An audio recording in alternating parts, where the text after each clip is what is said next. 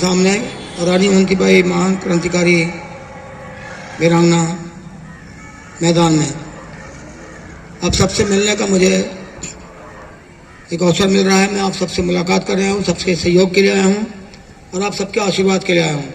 ये बहुत बड़ा महासंग्राम है लोकसभा का चुनाव, और ये चुनाव इसलिए बहुत जरूरी भी और बहुत महासंग्राम में है कि शायद इसके बाद भारत में चुनाव ही नहीं होगा, क्योंकि लोकतंत्र खतरे में है, संविधान खतरे में है। तानाशाही आ जाएगी, जब तानाशाही आ जाएगी तो चुनाव बंद। फिर एक तानाशाह जो है पूरी अपनी मनमानी करेगा। ये आप याद रखो, इसको ध्यान रखो।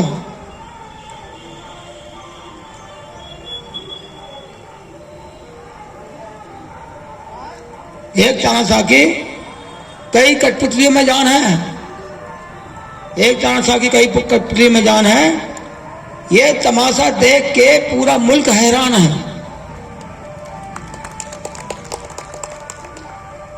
अभी भी एक ही आदमी अपनी मनमानी कर रहा है, एक ही आदमी, चाहे मध्य प्रदेश की सरकार हो, चाहे दिल्ली की सरकार हो, चाहे वो गुजरात की सरकार हो, कहीं भी।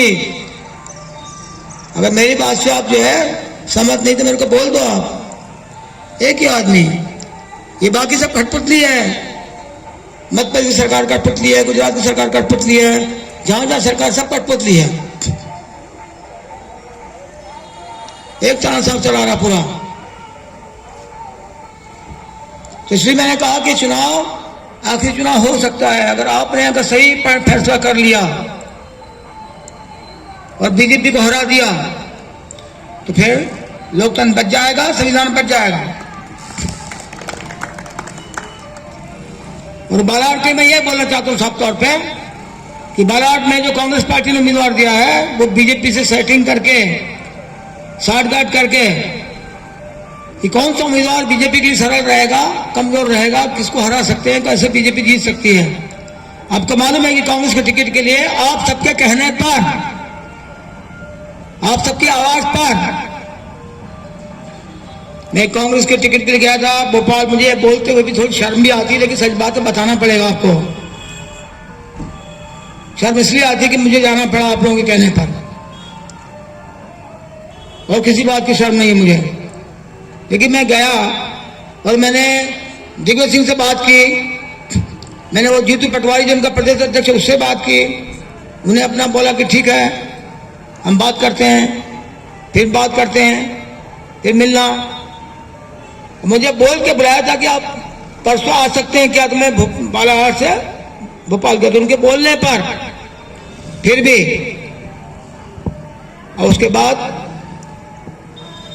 क्या हाल हुआ कि टिकट हमको नहीं दी, और हमको नहीं दिया तो नहीं दिया।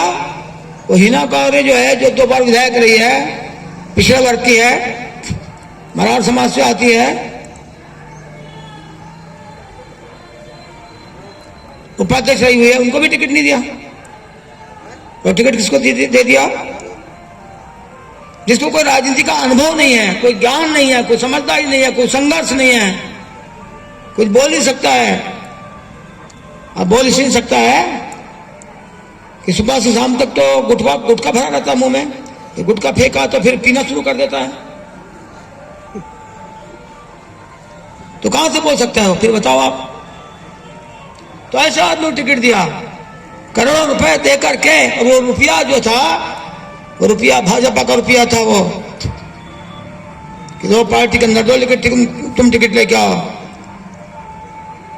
और प्रहलाद पटेल उनके घर पे गए थे, सम्राट सिंह और अशोक सिंह सरस्वार जो पूर्व विधायक है, उनके घर बैठ के नाश्ता पानी किया है, खाना पीना किया है, वही सब सेटिंग हुई है।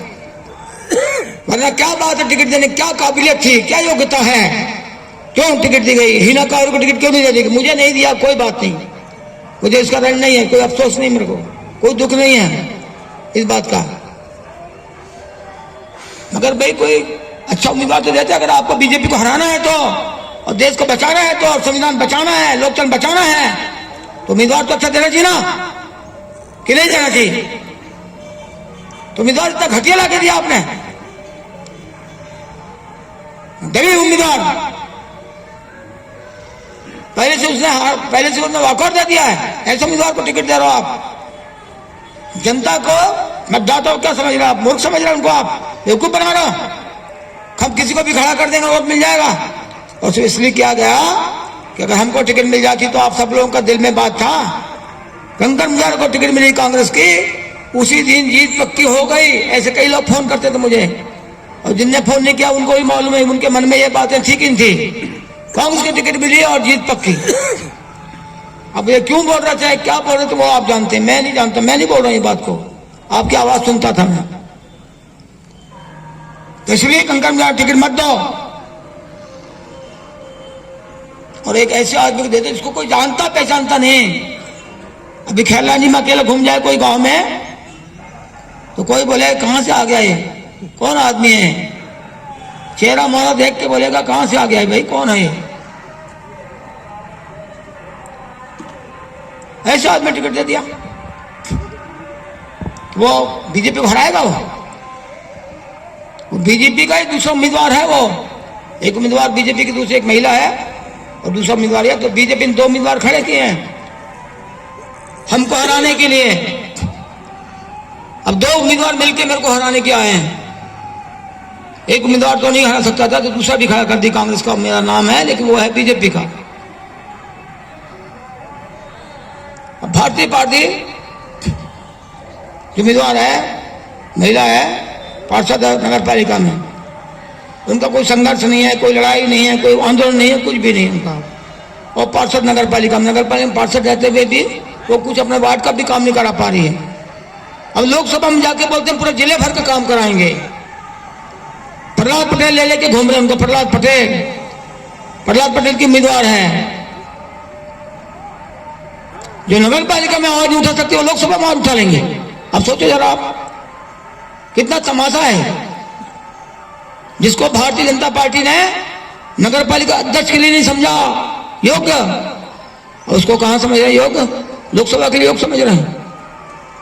नगर पालिका अध्यक्ष के लिए समझा, नगर पालिका अध्यक्ष के लिए बनने की कोशिश की तो उसको कमरे में बंद कर दिया। बंद करने के बाद जब पूरा फॉर्म भर गया अध्यक्ष पद के लिए, तब बोला टाइम खत्म हो गया, तब बोला कि जाओ वोट डाल दो। ये भाजपा ने किया था, उसके नेता लोगों ने किया था। तब भारतीय पार्टी ने अपने साथ हुए अन्याय के खिलाफ भी आवाज नहीं उठाई। अब जाके आवाज उठाने वाली लोकसभा में जनता के लिए।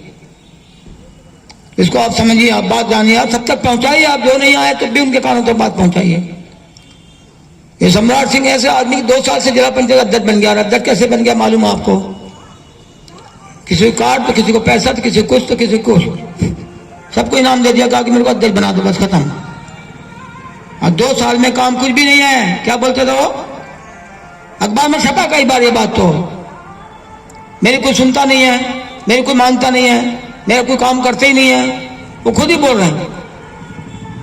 कलेक्टर चला गया तो सम्राट सिंह खड़ा हो जाता है, सीओ चला गया तो खड़ा हो जाता है। इसको जो अध्यक्ष के लिए जो बंगला दिया जाता है, वो बंगला अपना नहीं ले पा रहा है, वो बंगला नहीं ले पा रहा है, वो उसकी आवाज नहीं उठा पा रहा है वो। इसका मतलब तो मिले जुले वो तो बोलते दिल्ली में जाकर आवाज करूंगा बालाघाट के विकास के लिए, रोजगार के लिए, उद्योग के लिए, धंधों के लिए बोल रहा है। उसका बाप जो है 2 बार विधायक रहा, कितना रोजगार ला दिया, कितना उद्योग ला दिया बालाघाट जिले में। सरकार कांग्रेस की थी, दिल्ली में भी और मध्य प्रदेश में भी कितना रोजगार ला दिया, कितना ला दिया रोजगार, कितना उद्योग खोल दिया, बताओ जरा आप। समझता नहीं कुछ भी बोले जा रहे हैं हम रोजगार ला देंगे। क्या रोजगार ला दोगे आप? झूठ बोल रहा हो। वो व्यापारी आदमी ठेकेदार है, वो रोड बनाते रहता है। अब जो रोड बनाया वो 6 महीने में गायब हो जाती है। रोड बनाने में इतना उस्ताद है, इतना मास्टर है वो डेंजर रोड बनाया, बालाघाट का डेंजर रोड जाते हैं इधर से आप कई बार गायखोरी की तरफ निकलते हैं। वो रोड 10 फीट रोड चौड़ी रोड है, 6 महीने में रोड गायब हो गई। तो उसका पुल ही नहीं बना, पैसा पूरा निकल गया। 13 करोड़ की रोड को ज्यादा 2 करोड़ में निपटा दिया, खत्म 13 करोड़ की रोड को। गौरीशंकर मंत्री था, गौरीशंकर की सरकार, भाजपा की सरकार, ठेका मिल रहा किसको? सम्राट को।